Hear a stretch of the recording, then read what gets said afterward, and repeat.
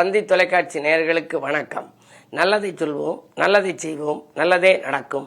இன்று 30/6/2025 திங்கட்கிழமை, மகம் நட்சத்திரம், காலை 11:16 வரை, பிறகு பூரம்.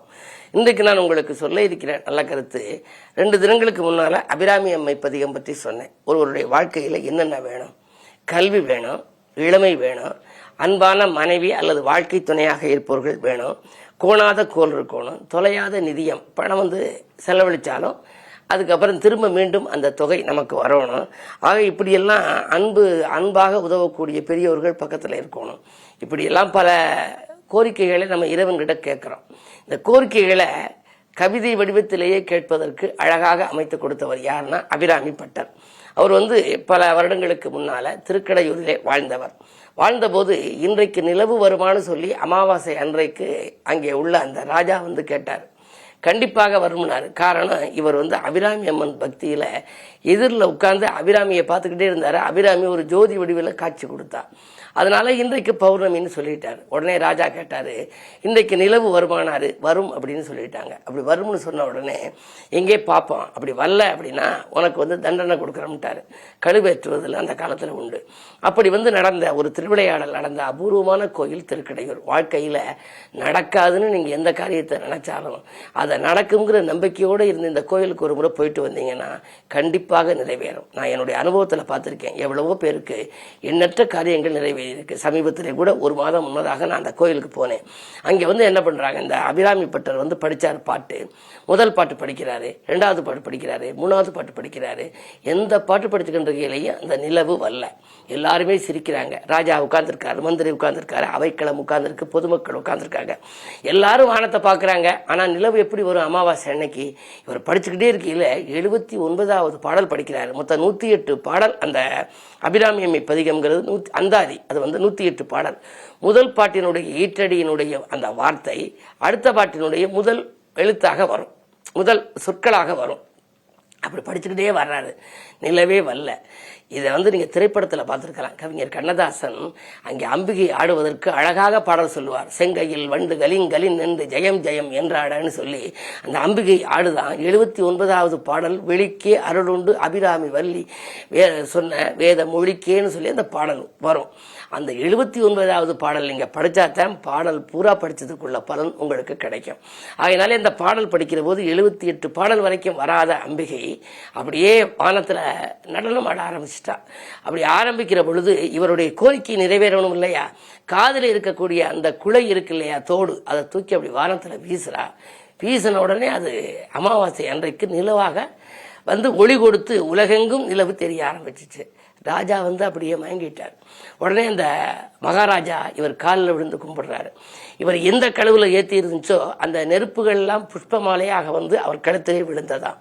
அப்ப பாடிய பாடல் தான் அபிராமி அம்மை பதிகம், அபிராமி அந்தாதி. அதெல்லாம் அந்த அபிராமி அந்தாதி, அபிராமி அம்மை பதிகத்தை ஒருத்தர் அபிராமி அம்மன் படம் வைத்து வீட்டில் படிச்சா எந்த மாதிரியான கவலைகள் கஷ்டங்கள் இருந்தாலும் அது காற்றிலே பறந்து போய்விடும். துன்பங்கள் தூளாக வேண்டுமானால் இறைவனுடைய சன்னதிக்கு செல்ல வேண்டும்ங்கிற நெஞ்சுக்கு நிம்மதி ஆண்டவன் சன்னதியில் கண்ணதாசன் சொல்லுவார். அப்படிப்பட்ட பாடலை படித்து நீங்கள் வழிபடுகின்ற பொழுது அதிலே ஒன்றுதான் இந்த அபிராமி அம்மை பதிகம். நமக்கு தேவை என்னென்னவோ அதை பூரா கேட்கறது தானே வழக்கம். யாருமே சாமி கிட்ட கண்ணுக்குன்னு வெறுமனை கும்பிட மாட்டாங்க. சில பேர் தான் சொல்லுவாங்க எல்லாரும் நல்லா இருக்கணும், நானும் நல்லா இருக்கணும். ஆனா எல்லார் மனசுலையும் என்ன இருக்கும்? நம்ம படிச்சு பெரிய ஆள் ஆகணும், நமக்கு வேலை கிடைக்கணும், நமக்கு மனைவி நல்லதா வரணும், நமக்கு பணங்காசு நல்லா கிடைக்கணும், தொழில் வளம் சிறப்பா இருக்கணும் அப்படின்னு ஏதாவது ஒரு கோரிக்கை இல்லாத மனிதர்களே இருக்க மாட்டாங்க. அந்த கோரிக்கைகள்ல அதிகபட்சமான கோரிக்கை எதுவோ அதை சேர்த்து ஒரு பாடலாக எழுதித்தான் கலையாத கல்வியும் குறையாத வயதும் ஒரு கபடு வாராத நட்பும் கன்றாத வளவையும் குன்றாத இளமையும் கழுவினி இல்லாத உடலும்னு சொல்லி ஒரு பாடல் தொடங்கினார். அந்த பாடலுடைய தொடர்ச்சியையும் அதற்கான பொருள்களையும் தொடர்ந்து உங்களுக்கு இந்த தந்தி தொலைக்காட்சிகளை சொல்வேன் என்று சொல்லி இனி இன்றைய ராசி பலன்களை இப்பொழுது உங்களுக்கு வழங்கப் போகின்றேன்.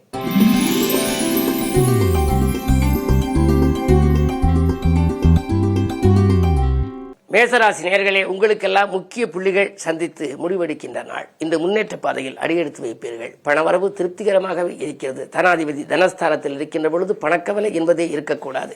எனவே உங்களுக்கு மதிப்பு மரியாதை உயரும். மக்கள் செல்வங்களால் பலன் கிடைக்கும். வேலை இல்லாதவர்களுக்கு வேலை கிடைக்கும். திருமண முயற்சிகளும் வெற்றி கிடைக்கும். இந்த நாள் நல்ல நாள்.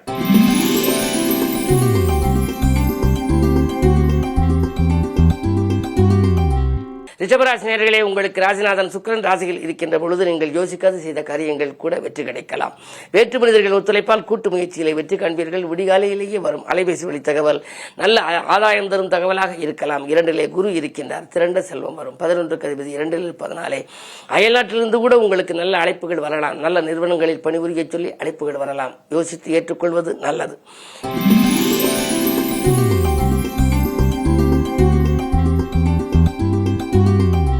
மிதுனராசி நேயர்களே, சூரியனும் குருவும் உங்கள் வீட்டில் இருக்கிறார்கள். சூரியன் 3ஆம் இடத்திற்கு அதிபதி, குரு 10ஆம் இடத்திற்கு அதிபதி.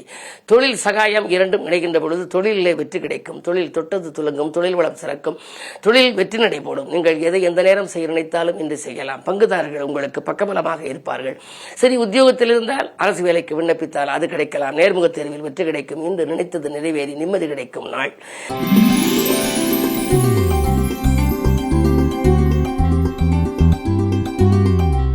கடகராசி நேயர்களே, ராசியிலேயே புதன் விரையாதிபதி இருக்கின்ற பொழுது விரயத்திற்கு குறைவே இருக்காது. வருமானம் 1 மடங்கு வந்தால் விரயம் 2 மடங்கு ஆகலாம். எதுவும் நீங்கள் திட்டமிட்டு செய்ய இயலாது. எனவே பணம் வந்த மறுநிமிடமே செலவாகிறது. தேங்கவில்லையே என்று நீங்கள் கவலைப்படலாம். எனவே வந்தவுடனே நல்ல காரியங்களை செய்து கொள்ளுங்கள். நல்ல விரயங்களை மேற்கொள்ளுங்கள். இல்லத்திற்கு தேவையான அத்தியாவசிய பொருட்களை வாங்கி மகிழுங்கள். இன்று மாலை நேரம் உங்களுக்கு மனக்கலக்கம் அகலும் நேரமாக இருக்கிறது.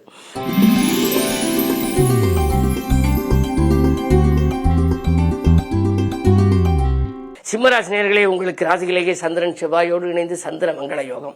குடும்பத்திலே மங்கள ஓசை கேட்கின்ற ஒரு நேரம். இல்லத்திலே மங்கள ஓசை கேட்கவில்லையே, திருமணம் பலமுறை பேசி பேசி வரன்கள் வாயில் தேடி வந்து திரும்பி சென்று விட்டனவே, எப்பொழுதுதான் முடியும் என்றெல்லாம் ஏங்கியவர்களுக்கு இன்று ஒரு நல்ல பதில் கிடைக்கப் போகின்றது. பிள்ளைகளின் கல்யாண பேச்சுக்கள் கைகூடலாம். அது மட்டுமல்ல, கடமையில் இருந்து தொய்வு அகலும். பயணங்களாலும் உங்களுக்கு பலன் கிடைக்கும். கரைந்த சேமிப்புகளை ஈடுகட்டுவீர்கள். இன்று நல்ல நாள்.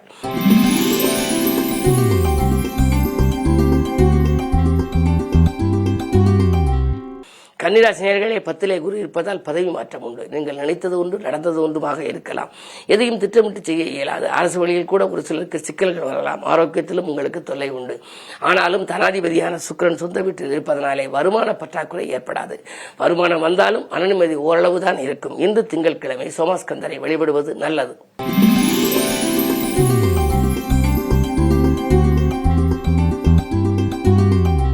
துலாம் ராசி நேயர்களே, தொட்டது துலங்கும் நாள், தொழில் வளம் மேலோங்கும் நாள், நேற்றைய பிரச்சனை இன்று நல்ல முடிவுக்கு வரும் நாள், நிகழ்கால தேவைகள் படிப்படியாக பூர்த்தியாகும், பொருளாதார பற்றாக்குறை அகலும், பூமி வாங்கும் யோகம் உண்டு, அரைகுறையாக நேற்று இருந்த பணிகள் எல்லாம் இன்று முழுமையாக செயல்படும்.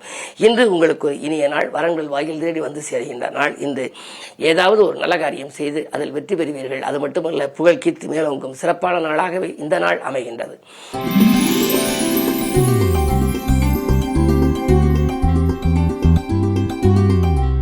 விருச்சிக ராசி நேயர்களே, உங்களுக்கெல்லாம் சுக்கிர பார்வை இருப்பதனாலே சுகங்களும் சந்தோஷங்களும் வந்து சேரும்.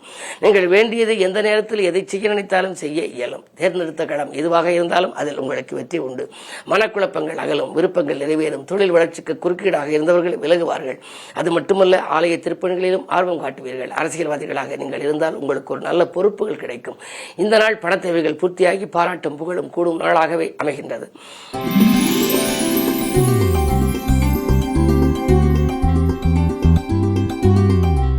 தனுசு ராசி நேயர்களே, உங்களுக்கு தடைகள் அகலும் நாள், தனவரவு திருப்தி தரும். குரு பார்வை இருப்பதனாலே குடும்பத்தில் வறட்சி மாறி வளர்ச்சி கூடும். வாய்ப்புகள் வாயில் கதவை தட்டும். மதிப்பும் மரியாதையும் உயரும். பொருளாதாரத்தில் ஒரு நிறைவு ஏற்படும். இதுவரை பற்றாக்குறையாக இருந்த பொருளாதாரம் இன்று நிறைவாக வரலாம். சுக்கிரன் நாளில் இருப்பதனாலே எதிரிகளின் பலம் மேலோங்கி இருந்தாலும் உங்களுக்கு எந்த பாதிப்பும் ஏற்படாது.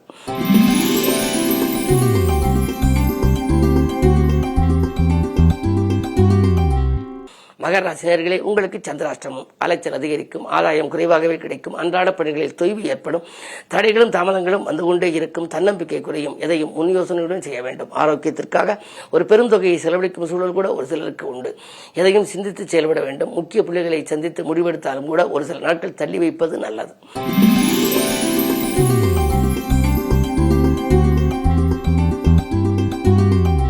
கும்பராசி நேயர்களே, ஜென்மச்சனியின் ஆதிக்கம், ஜென்மராகு ஜென்மராகு என்றாலே பணப்புழக்கம் நன்றாக இருக்கும். புதிய தொழில் தொடங்கும் திட்டங்களை நிறைவேற்றிக் கொள்வீர்கள். விஆர்எஸ் பெற்றுக்கொண்டு வெளியில் வந்து இனி நாம் தொழில் செய்யலாமா, நம்முடைய திறமைக்குரிய அங்கீகாரம் கிடைக்கவில்லையே, உத்தியோகத்தில் உழைப்புக்கேற்ற பலன் கிடைக்கவில்லையே, இனி இதில் இருந்து கொண்டு என்ன செய்வது என்றெல்லாம் பல மனக்குழப்பத்தில் இருந்திருப்பீர்கள். இன்று ஒரு நல்ல முடிவெடுக்கப் போகின்றீர்கள். மறைந்த போதனால் நிறைந்த தனலாபம் உண்டு. அது மட்டுமல்ல, உங்களுடைய மனக்குழப்பங்கள் அகலும். நிச்சயிக்கப்பட்ட காரியங்கள் நிச்சயிக்கப்பட்டபடியே நடைபெறும். மேலதிகாரிகளின் கெடுபிடி குறையும். உங்களுக்கு ஏதாவது இடையூறு செய்த அதிகாரிகள் இன்று விலகுவர்.